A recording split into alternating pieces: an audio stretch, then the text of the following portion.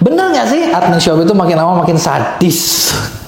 Gini. Kayaknya ini satu topik yang selalu rame dan biasanya gini. Kalau lo biaya admin Shopee kan suka ada penyesuaian tuh tiap tahun tuh. Nah, gue tuh salah satu orang awal juga yang bakal tahu. Dan tiap kali gue diminta bikin konten sama Shopee buat menjelaskan, ataupun gue bikin konten tentang Shopee, tentang admin Shopee yang ini loh admin Shopee, gue tuh selalu dapat komen yang mirip-mirip aja gitu kan, dimana banyak di antara kalian yang ngeluh, ayo siapa lagi nih yang ngeluh tentang biaya admin Shopee yang katanya makin lama banyak orang bilang sadis dan lain sebagainya. Nah, di sini kita rangkum dan kita jawab gimana sih cara mengatasinya. Kan sebenarnya gini sih, kalau menurut gue ya, di dunia itu nggak ada masalah yang terlalu berat. Anjir. Ya kan, masalah tuh semua tuh berat ya berat, tapi bisa diselesaikan kalau itu ketemu salahnya, bener nggak? Nah, kan banyak di antara kalian yang ngerasa admin Shopee itu tinggi banget, mencekik. Nah, kita bikin gimana cara solusinya, oke? Nah, ini ada beberapa komen nih. Satu nih dari akun Red City Piro. Bener-bener gila, jualan satu sarung di atas 1 juta, potongan adminnya bisa kasih makan 2 keluarga. Emang adminnya berapa, Gan? Terus yang kedua dari akun Cabagus. Parah, baru tadi saya sadar admin Shopee naik. Harga jual 52.500, harga dana yang masuk 47.500, hampir 5.000 coy. Lama-lama saya tutup aja nih toko untuk sedikit biaya admin selangit. Nama akun Risa Mastura, aku biaya admin 12%, kadang dapat untung cuma 5.000, nangis. Nama akun Kizaet, gila Shopee produk gue jual untung 5.000 per piece, biaya adminnya hampir 11.000 per piece. Agak kejam memang ya. Terus nama akun Anton Ahmad, jual barang 1.170.000, kena biaya admin 83.000. Gila nggak masuk akal, biaya potongan layanan 36.000, biaya administrasi 40.150, biaya premi 5.850, total biaya 83.100. Untung 100.000 malah jadi 17.000. Nah, ini kan maksudnya kan banyak nih yang ngalamin, dan gue yakin kalian juga banyak yang ngalamin kan, bener nggak? Nah, sebenarnya yang gue bisa bahas di sini adalah gini. Ini gede apa kecil sih? Nah, kalau kalian bilang gede, ya bisa. Kalau kalian bilang kecil, bisa juga. Tapi yang gue mau ajak mikir tuh kayak gini. Sekarang nih, misalnya kita jual secara offline. Kita jual secara offline.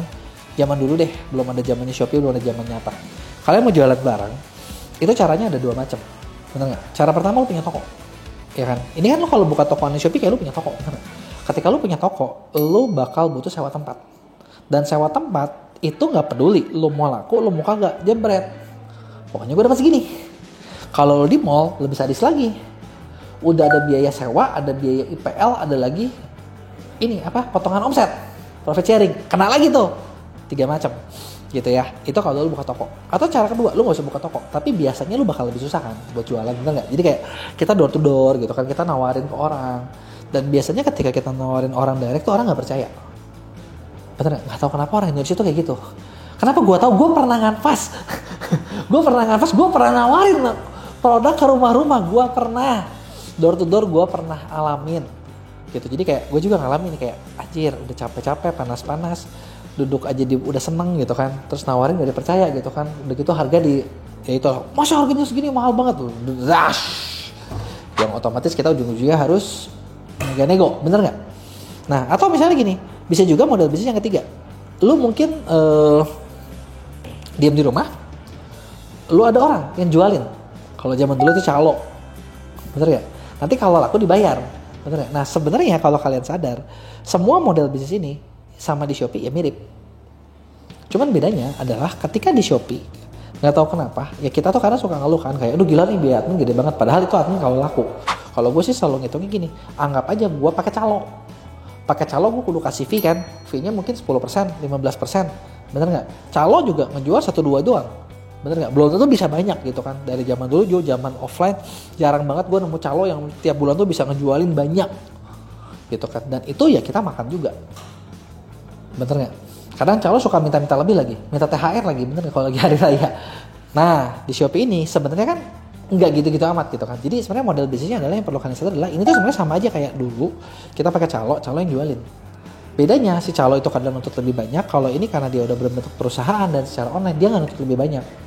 Bener nggak? Ya kan, udah lu laku ya udah itu aja gitu kan. Terus lagi THR, lagi lebaran dia kan nggak minta, gue bagi THR dong buat Shopee. Malah kadang kayaknya sering juga Shopee bagi-bagi THR tiap tahun, bener nggak? Gue sih kebagian, lu kebagian gak? Ayo coba. Gak sih, gak kebagian, gue dapat hampersnya lah. Nah tapi poinnya adalah itu gitu, kadang kita nggak sadar ke situ. Kalau lu sewa tempat kadang lebih mahal. Sewa mall kadang lebih mahal. Memang model bisnisnya seperti ini. Nah, model bisnisnya dia kan ngenain komisi setiap penjualan, tapi kan dia ngasih servis-servis yang lain. Nah, solusinya gimana nih? Biar misalnya nggak terlalu kerasa. Gua tahu kan kalau kayak gini kan sedih juga ya. Kayak kita yang untungnya 100.000 jadi 17.000, Shopee yang untung lebih banyak. Solusinya cuma dua. Yang perlu kalian sadar adalah ketika main di Shopee seperti ini, lu tuh harus bertindak jangan sebagai reseller kalau bisa. Karena bukan gua nggak boleh reseller ya, tapi poinnya ketika lu bertindak seperti ini, bertindaklah sebagai lu memang yang bikin produknya. Karena kenapa? Marginnya besar. Jadi kalau bisa jualan produk yang marginnya besar, karena lu harus tahu komisi jualan online dari sekarang dan seterusnya itu tidak mungkin makin murah. Yang ada komisi itu pasti bakal lama makin tinggi. Kenapa ya? Mereka juga bersaing kan, bener nggak? Yang namanya perusahaan juga pasti mau untung gitu. Karena kalau komisinya memang bakal 10%, 15% itu memang biaya buat laku, biaya akuisisi, ya udah hitung aja ke situ. Kebayang nggak? Daripada kita ngeributin gimana, justru kita bikin gimana caranya supaya kita untung lebih banyak. Gitu, untung lebih banyak dengan apa? Nambahin value dari barang yang kalian jual. Jadinya barang tersebut konsumen ngerasa beli lebih worth it. Bukan cuman misalnya kayak kita dapat aqua, beli aqua, jual aqua lagi. Kalau gitu kan marginnya tipis. Kenapa? Yang untung banyak yang bikinnya gitu loh. Nah kalau bisa lu jadilah yang di situnya. Itulah caranya buat untung. Nah sekarang pertanyaannya adalah udah ngerti belum gimana cara bikin bisnisnya? Kalau belum coba pada tulis di komen, nanti gue kasih tahu gimana caranya biar kalian bisa ngambil untung gede tapi tetap laku.